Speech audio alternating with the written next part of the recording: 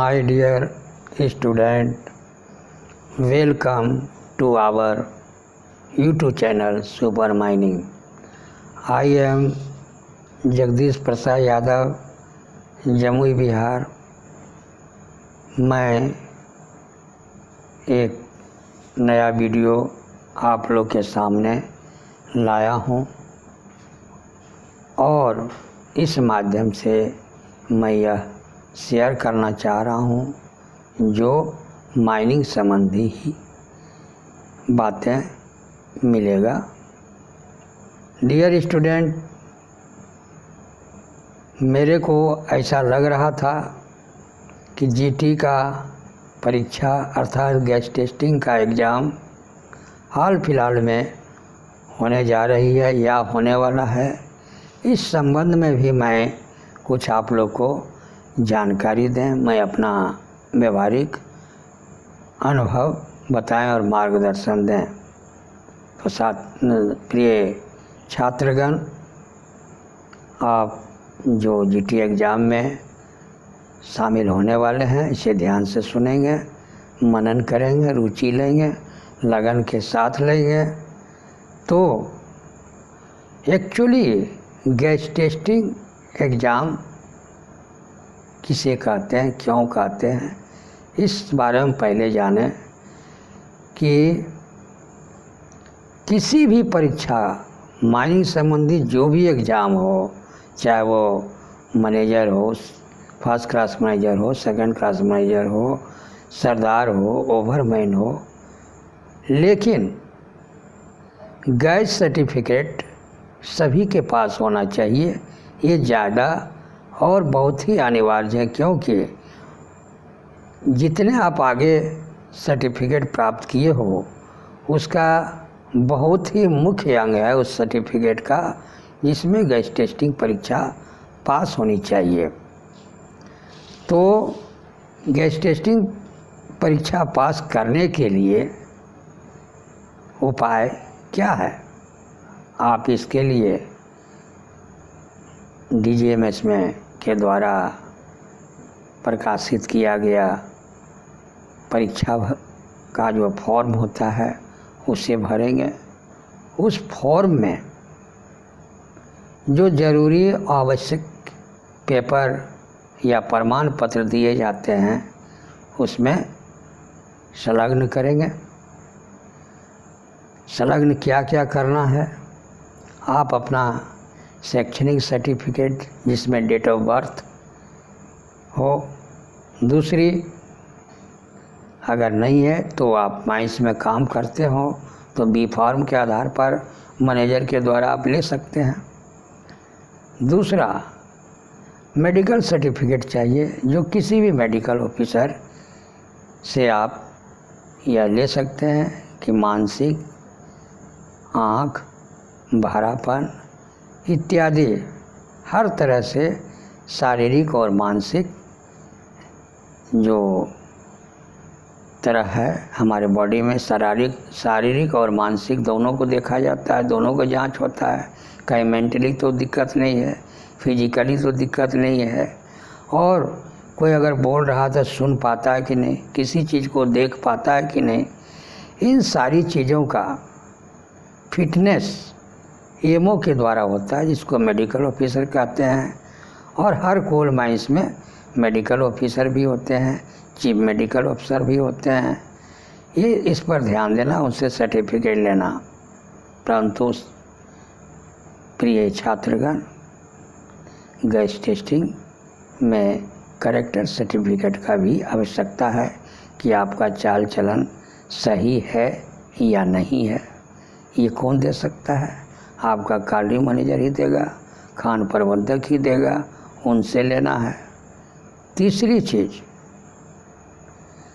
आपका एक्सपीरियंस भी चाहता है। क्या एक्सपीरियंस है?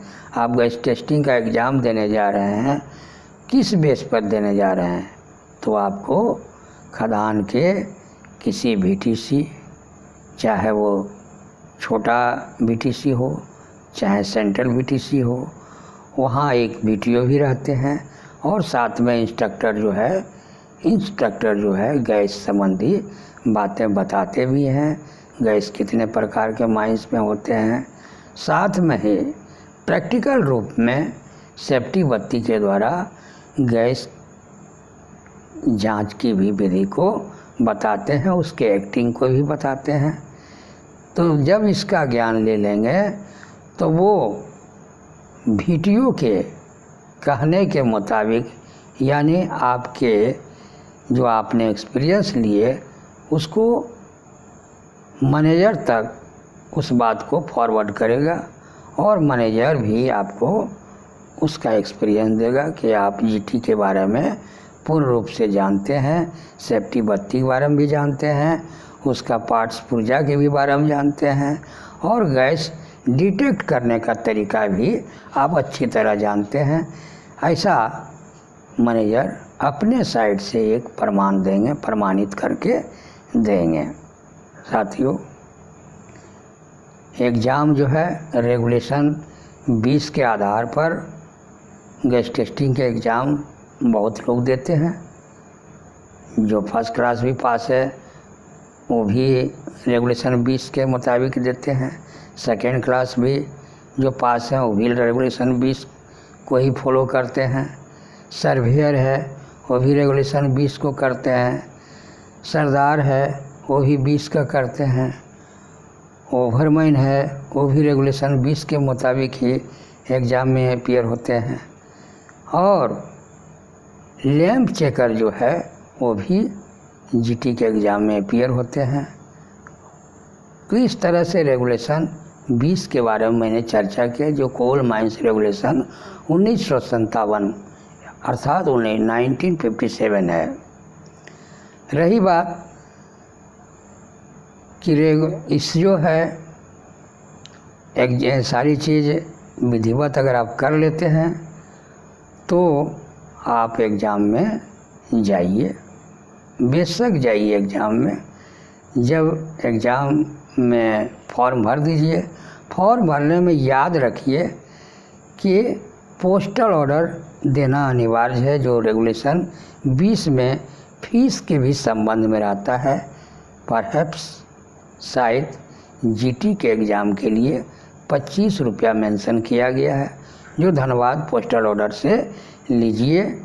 और ये जो फॉर्म DGMS यानी खान सुरक्षा महानिदेशालय को जो भेज रहे हैं वो एग्जामिनेशन शाखा में भेजना होगा, परीक्षा शाखा में भेजना पड़ता है। और पोस्टल ऑर्डर लेने के बाद आप 3 बार ज़रूर क्रॉस करें और पे टू DGMS लिख दें। इसके बाद बाय पोस्ट उसे भेज दें। आपका फॉर्म, सारा डॉक्यूमेंट्स जो अटैच है, जो भी फ़ोटोकॉपी सारी चीज़ दिए हैं वो सारा चीज़ दिए और उसको दे दीजिए। इसके बाद उसका नियम है 60 दिन के बाद, 2 महीना के बाद, 3 महीना के बाद, जो जैसे भी प्रक्रिया होगा, मिनिमम 60 डेज के बाद ही सुनवाई होता है। अभी तो बहुत फ़िलहाल बहुत समय ले रहा है, बहुत जल्दी ग्रुप नहीं बन पा रहा है ना। तो इस तरह से आपको परीक्षा में जो फॉर्म है, सारा फॉर्म को अच्छी तरीके से देखते जाइए हैं। अगर पहला कैंडिडेट नया कैंडिडेट है तो डेट देंगे, पुराना कैंडिडेट जो फेल कर चुके हैं वो पिछला सेंटर भी देंगे, पिछला डेट को ही देंगे। और बाकी मेडिकल सर्टिफिकेट वगैरह 2 साल के अंदर तक वैल्यू रहता है, उसी को आप जमा कर सकते हैं। तो प्रिय स्टूडेंट, अभी मैं जीटी का पूरा बात तो नहीं कर सका हूँ और कहूँगा भी, और एक एक करके बताऊँगा। फ़िलहाल ये जानिए कि जनरल बॉडी ऑफ एयर में ऑक्सीजन की मात्रा 20.93% है तथा नाइट्रोजन की मात्रा 79.04 है और कार्बन डाइऑक्साइड की मात्रा 0.03 है, अतः टोटल 100% होता है। और मोटा मोटी एक तरीका से मैं अपने ज्ञान, अपने अनुभव प्लस बुक की सहायता से भी मैं बोलना चाहूँगा कि बुक को भी आप देखेंगे। ये सारी चीज़ मैं अध्ययन किया हूँ और इस संबंध में बता रहा हूँ कि ऑक्सीजन की मात्रा पूरे 100% का 5वां भाग होता है और नाइट्रोजन की मात्रा पूरे 100 में 4/5 भाग को माना गया है। फलतः आप 21 और 79% मोटा मोटी आप बोल सकते हैं। तो इतना कहकर आज मैं अपने वक्तव्य को विराम दे रहा हूँ, पढ़ाई लिखाई का विराम दे रहा हूँ और आप लोग से आग्रह रहेगी कि वीडियो को शौक़ से देखिए, अच्छे से समझिए, रुचि लीजिए और माइनिंग संबंधी परीक्षाएं में शामिल होकर सफल हो जाइए।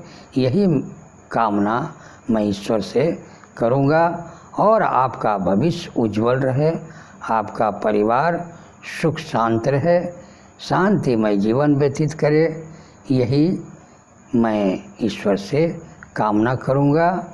और वीडियो देखकर सब्सक्राइब, आइकॉन बेल